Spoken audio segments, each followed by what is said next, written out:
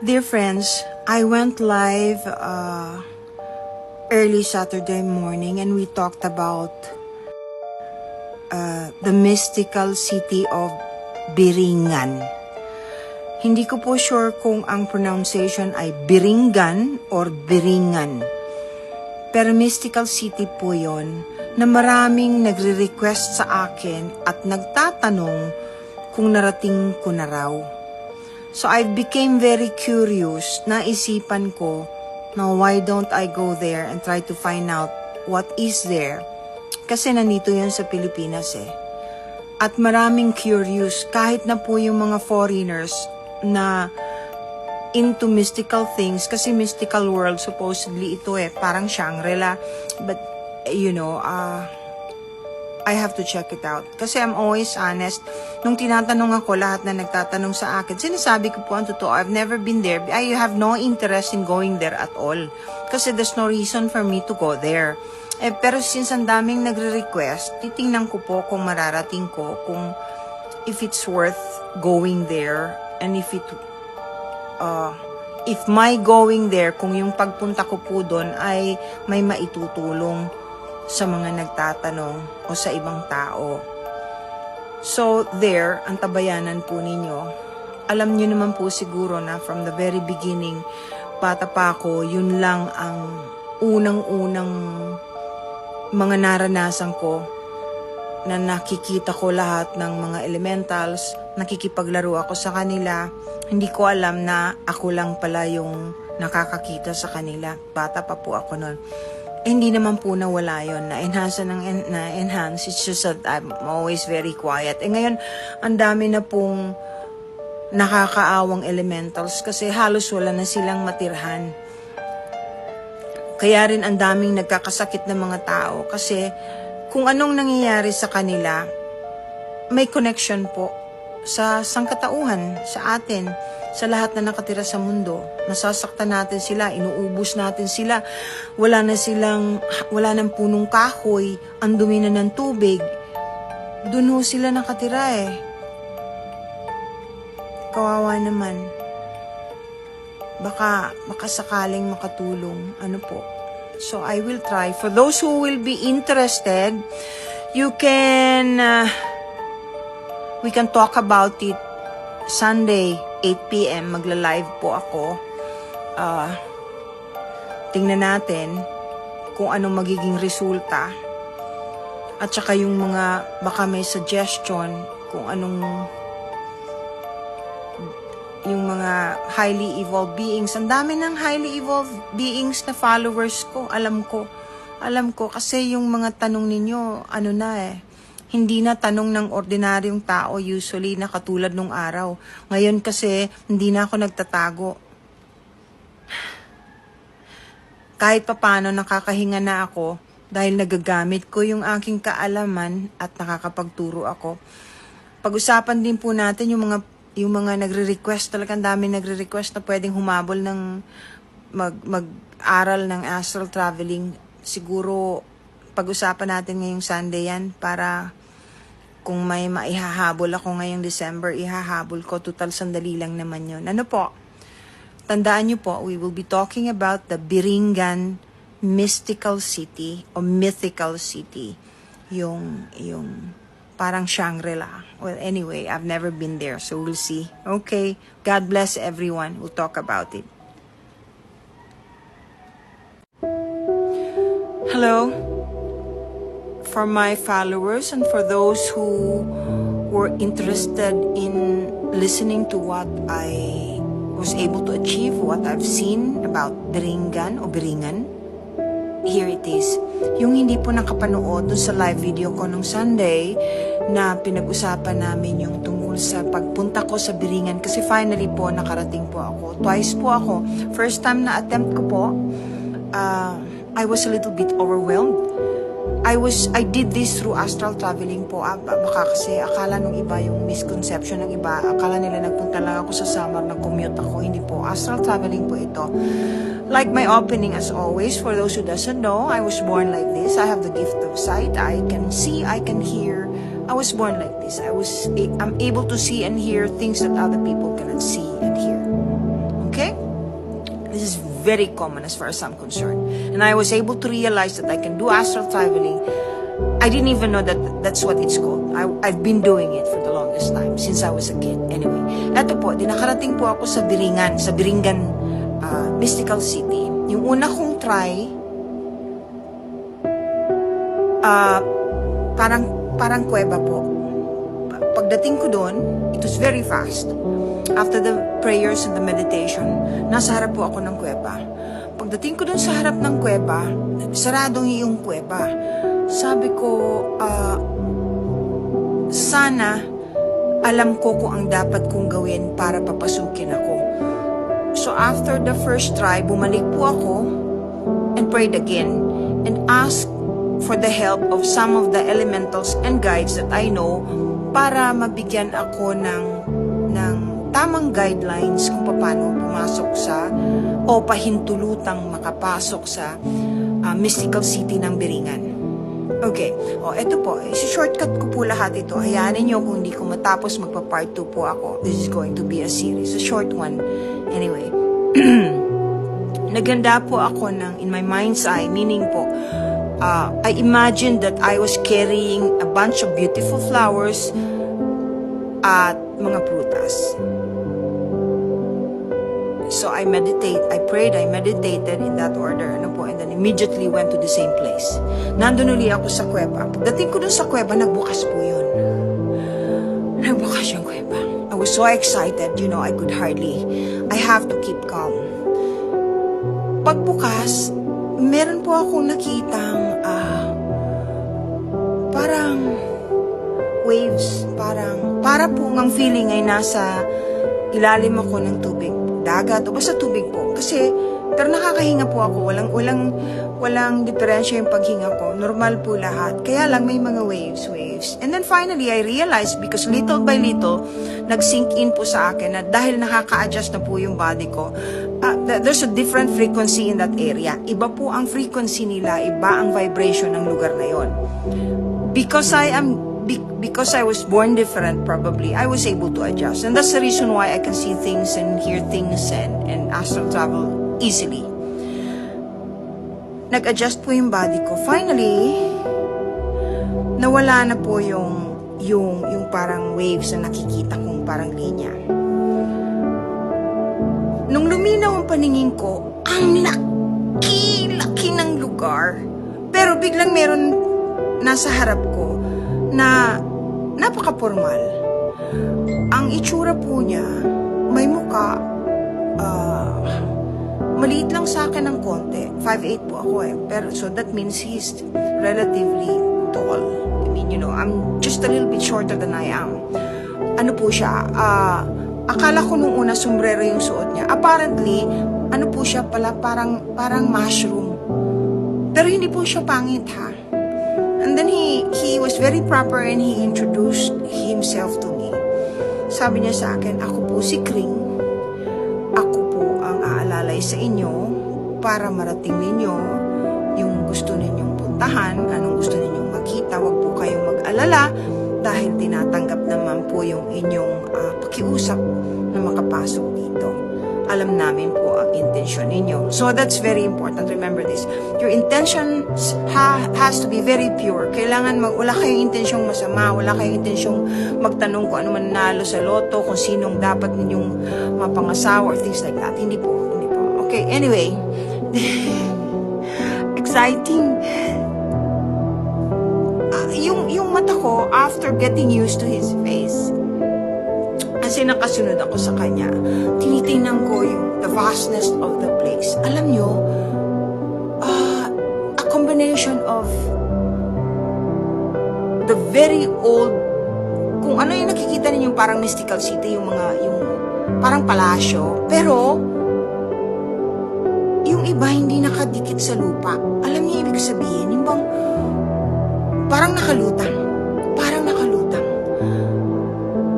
Tapos iba-iba po, may mga communities, may mga nakikita akong sasakyan na parang lumilipad. At meron din mga elementals that can float or hindi naaapak ang paa sa lupa pag naglalakad. I don't know if you get what I mean. Ito po yung yung part na napakahirap para sa akin eh. Kasi yung nakikita ko, ang hirap i-describe verbally. By the way, pag nag-uusap po kami, hindi po yun verbal through mental telepathy ang communication namin. So that's why I understand him very well. Tapos meron po akong napaka-colorful at napaka-bango. Ang bango-bango nung lugar. Alam niyo ba yung pinaghalong, yung amoy, parang amoy, pinaghalong amoy dagat o amoy damo na alam niyo yung amoy bagong sikat yung araw sa umaga na malinis, walang pollution whatsoever. Tapos may amoy, yun, yung mga bulaklak. Ang daming magagandang nakikita kong mga tao, meaning the female, they're wearing, hindi bihira po yung may pakpak. Yung nakikita kong may pakpak, yung maliliit lang. Pero yung malalaki, wala naman po akong nakikitang pakpak. Pero parang silhouette. Paano ba yung silhouette? Yung parang silhouette. Yung parang ang yung damit. Pero hindi mo naman nakikita yung nasa loob na suot nila. Ano po. Anyway, kung meron nakakakita sa akin, palagay ko, o kaya kumuha ng picture ko, siguro lahat ng picture ko nakanganga ako. Alam mo yun? Ang ganda-ganda. Hindi ko maubos maisip na meron palang lugar na ganyan dito sa Pilipinas. I've heard of several places like that. And the only reason why I don't go is because there's no reason for me to go. Hindi po ako since pinanganak akong ganito, alam ko yung rules. Ayaw kong nakikialam sa mga bagay na hindi ko dapat pakialaman. Tutulong ako kung ako'y makakatulong. Pero para pumunta dahil gusto ko lang mag-usyoso, hindi ko po ginagawa yon. Okay, finally may sumalubong po sa akin. Itong sumalubong po sa akin ay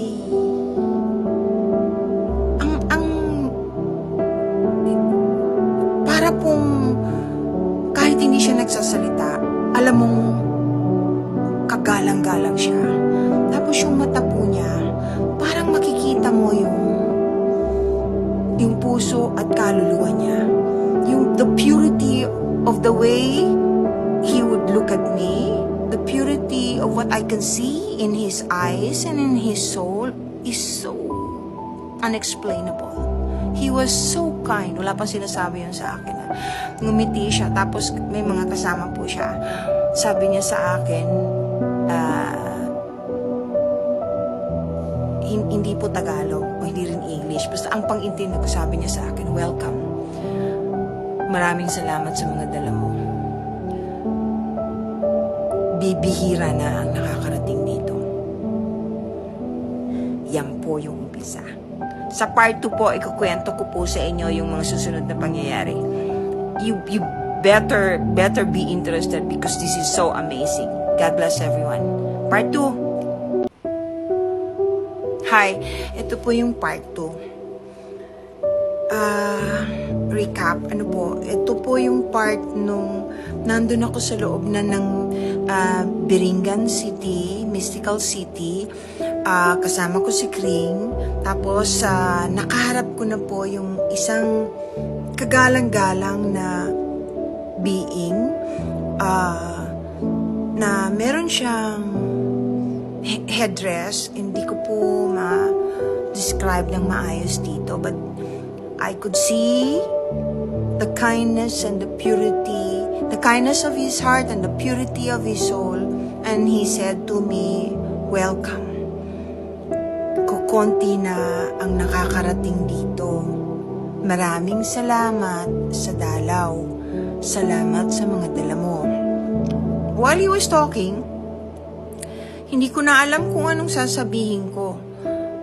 Ang naririnig ko lang na sinasabi niya na sana igalang natin yung kalikasan dahil konektado tayo sa lahat ng bagay na nangyayari sa mundo, lalo na sa kalikasan dahil iisa lang daw ang tinitirahan natin kahit magkaiba ang frequency at iba ang uri ng kanilang pagiging nilalang. Meaning they're elementals, different beings. But just like parang yung community po nila, ang explanation niya sa akin, para rin po yung dito sa atin, yung mga tao na meron ding hindi lahat mababait, meron ding hindi maayos. Ngayon, yun daw lugar nila, it existed a long time ago. Matagal na daw po yun. Yun daw ay isa lamang sa lugar nila na natira, na tinulungan nung pwede sabihin sa inyo kung sinong tumulong Basta sabi po niya, kasi nakita ko rin yung tumulong Basta sabi niya, may tumulong sa kanila para ma-preserve yung lugar nilang yun. Kasi yun na yung isa sa pinakahuling maari nilang puntahan dahil wala na halos silang matirahan. Meaning, practically, all the forest in the world, not just here, are gone. At saka yung elementals kasi, marami pong klase sila. Hindi lang naman isang uri yan. Tapos sabi niya sa akin, ito ang paraan para makatulong ka sa amin. Kailangan sabihin mo sa kanila na huwag magpumilit at magtangkang pumunta rito dahil maraming bagay silang nasisira sa kapaligiran. Hindi lahat ay maaring tanggapin. Hindi katulad noon. Kasi noon daw po, bukas yan Bukas, it was open. But there are only a chosen few who are allowed to go. But there were quite a lot kasi maraming manggagamot. Marami daw manggagamot noon na nagpupunta doon na tinuturuan. Lalo na yung kayang mag-adjust ng frequency, meaning, gifted probably, na tinuturuan nila ng iba't ibang uring panggagamot para makatulong sa mga ordinaryong nilalang. Kahit anya itanong mo sa mga ninuno ng iba hanggang ngayon, marami pang buhay na mga apo-apo ng mga matatandang dating nakapunta doon, mga taong tinuruan nila. Ayan. So, totoo po talaga pala. Kaya kung yung gusto talagang mag-research, meron pa rin daw pong mga buhay. Maaari po kayong sumagot dito kung meron kayong alam. Anyway, hindi po ito... Habang nag-uusap po kami,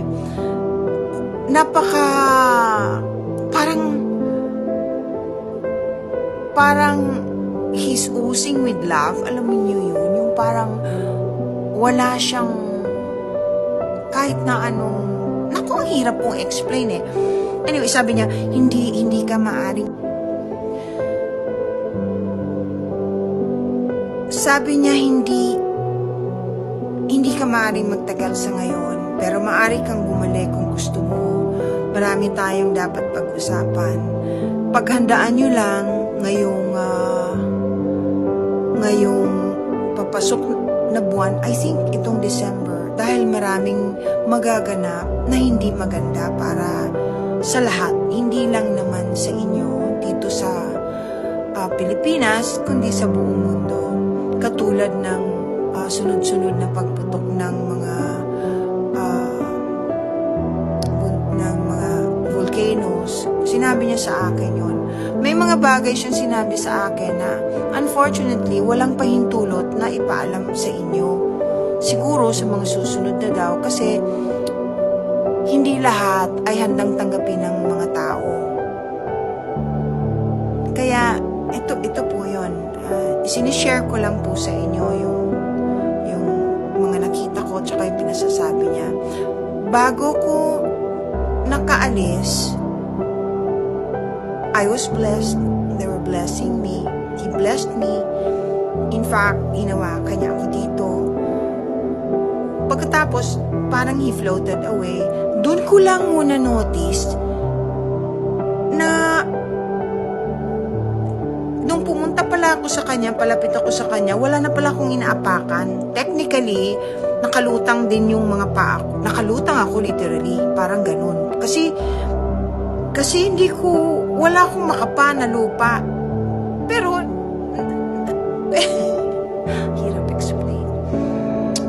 And of course, mabuti na lang, I'm used to quite a few of these things. Dahil kung hindi, magpapanik ka talaga. Basta yung mga tumulong sa kanila, nandun pa rin. Nakita ko. They were very quiet. They were watching me. I don't know kung ano yung pagmimitingan nila, pero may meeting sila. May mga bagay na hindi maunawaan ng mga tao at saka hindi maiintindihan. Kaya ang sabi sa akin, wag mo na lang munang sabihin, wag mong banggitin. Basta tulungan tayo, magtulungan tayo na to help Mother Earth, na to love one another, not to destroy the planet. At yun, yung gera, ayaw nila ng gera. Mabuti na lang yung tumutulong sa kanila. Ayaw din ng gera. At yung tumutulong sa kanila, matagal na pala yun na tumutulong sa buong, sa earth. Ano po? Ay, yung mga nagsasabi na yun daw ay fallen angels yung nandoon, hindi po sila fallen angels. Iba po yung fallen angels. Wala po doon yun. Iba po yun. Ito po ay different kinds of elementals and others. Yung others, hindi po fallen angels. Basta yung mga tumutulong sa kanila are very powerful beings who's been helping, in fact, not only them, but the whole planet Earth. Ang kagandahan doon, they can be there and they can be seen. And the elementals, yung mga elementals po kasi naintindihan sila at marunong magpasalamat sa tulong nila. Hindi katulad natin mga tao. Ay, naku. Maraming salamat po. Ano po? Short lang naman. Pagka meron pa po kayong mga tanong, pwede naman po kayong mag-message sa akin. Titingnan ko kasi I'll try to do another post para masagot ko yung mga tanong ninyo through your messages, and comments. Pwede po kayong mag-comment tungkol sa biringan o biringan kung meron po kayong gustong itanong at susubukan ko pong masagot kung ipahihintulot sagutin. God bless everyone. Please be kind to one another. Bye-bye po and Merry Christmas, December na. Ito po ang part 3 ng tungkol sa story ko sa pagbisita ko sa mystical city of Biringan.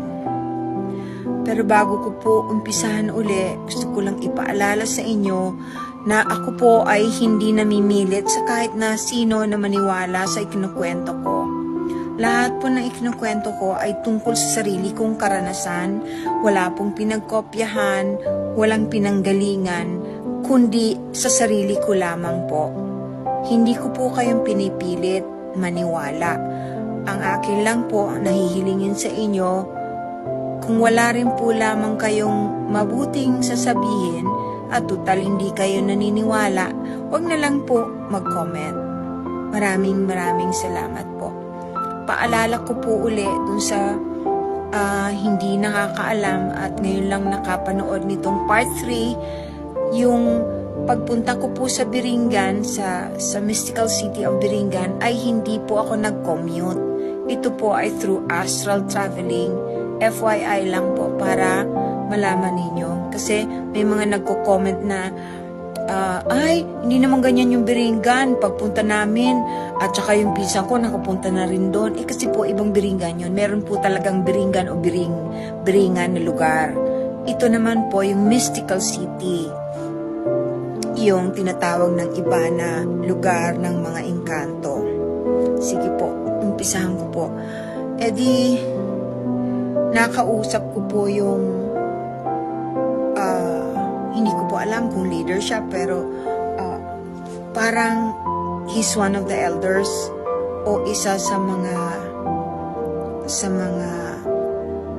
may karunungan o nakatataas, ika nga, kasi hindi naman po ako masyadong nagtagal. May mga nagtatanong po kasi sa akin kung ano yung itsura nila. Magkakaiba po, pero pagkagaganda.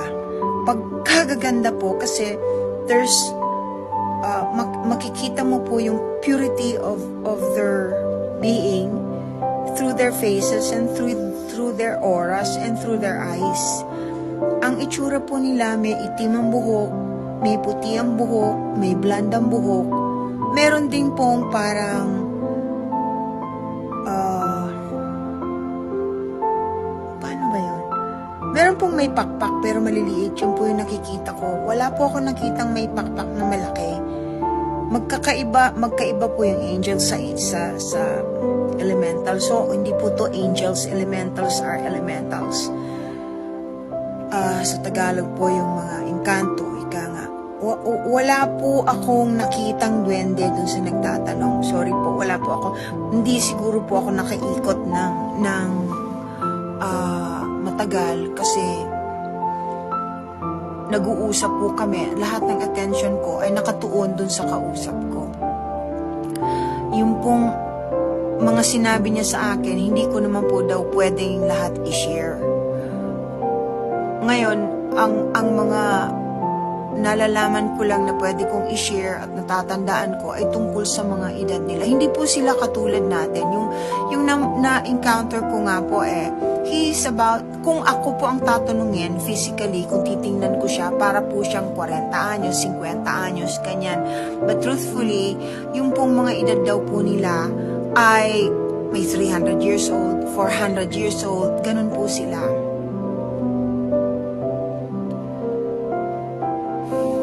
Naiyak po ako na masyado pong overwhelming yung experience ko doon. Kasi nalaman ko po na yung iba sa kanila, nakita pa nila si Jesus. Tinuruan sila ng kung paano magmahal, magmakabuti, kung paano maging pantay-pantay, kung paano magtulungan, at naniniwala sila kay Jesus Christ. Nagdadasal po sila, tapos ang sabi po sa akin na ang misyon daw ng mga masasamang spirito o demonyo ay yung wag maniwala na may demonyo nga. Yun daw ang pakatatandaan natin. Wag po natin, we should never forget the fact that the devil is real, because the devil wants us to believe that they're not real, na walang demonyo at walang impyerno. Sabi daw sa kanila ni Jesus, yun ang pakaiingatan. Kaya sila po naniniwala sila sa langit, naniniwala sila. We're supposed to be coexisting. Nung unang panahon daw, prior to Jesus, talaga namang nakakaalam ang mga tao sa mga katulad nila at iginagalang sila. At saka may sarili po silang lugar na hindi ginagambala ng mga tao. Kasi lugar po nila yun eh. Kaya nga po, ang dami-dami po nung araw, ang gaganda ng mga puno, ang ganda ng, meron kang mapupuntahan ng mga parang pagkagandang lugar, sabi nila. Normally, yun daw ang inaalagaan nila, yung kalikasan. Hindi katulad ngayon. Ngayon daw,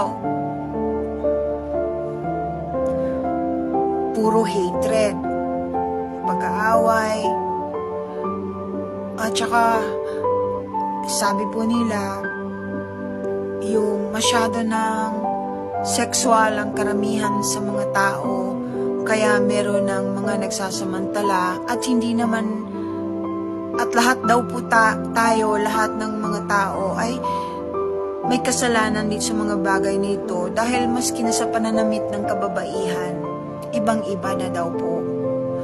Sila yung damit nila, yung binanggit ko nga dun sa part 2, parang silhouette. Ibig ko pong sabihin, parang manipis, pero wala ka nakikita sa loob. Parang pagkalambot-lambot. Halos lahat po sila ganun, pero lang po dun sa yung mga kulay green na nakikita ko. Pasensya na ho, hindi ako nagtagal doon. Ang sabi sa akin, pwede naman akong bumalik. May mga bagay-bagay kasi silang sinabi sa akin na hindi ko maaaring i-share. I hope you understand, kailangan ko pong igalang yun eh. Pakiusap ko lang po talaga doon sa hindi naniniwala. okay lang po, karapatan naman po ninyo yun eh. Pero wag na lang ho kayong mag-comment kasi pagka nag-comment kayo ng pangit, balik po yan sa inyo. Totoo po kasing may karma, may law of karma, at totoo pong may reincarnation. Lahat po ng ginagawa ninyong kapastusan o kasamaan o pambabash sa wala namang ginagawang masama sa inyo, pabalik po sa inyo yan. At saka reflection po talaga yan ng katauhan ninyo. Promise, totoo yan. Kung anong sinasabi ninyo, kayo yun eh. Kaya wag na lang po. As much as possible, let's just try to be kinder, hindi lang po sa kapwa-tao, kundi pati po sa mga hayop. Sila mahal na mahal nila lahat ng mga hayop. They love animals. They love, of course. Explain ko pa ba yan? Siguro naman yun naiintindihan ng karamihan. Ano po? Kasi elementals nga po sila eh. So, there. Yung may mga katanungan po, pwede naman po kayong mag-message sa akin. Sa Sunday po, I'll probably do a live again para po maraming makapag-interact at makatanong. God bless everyone. Sige po. Bye.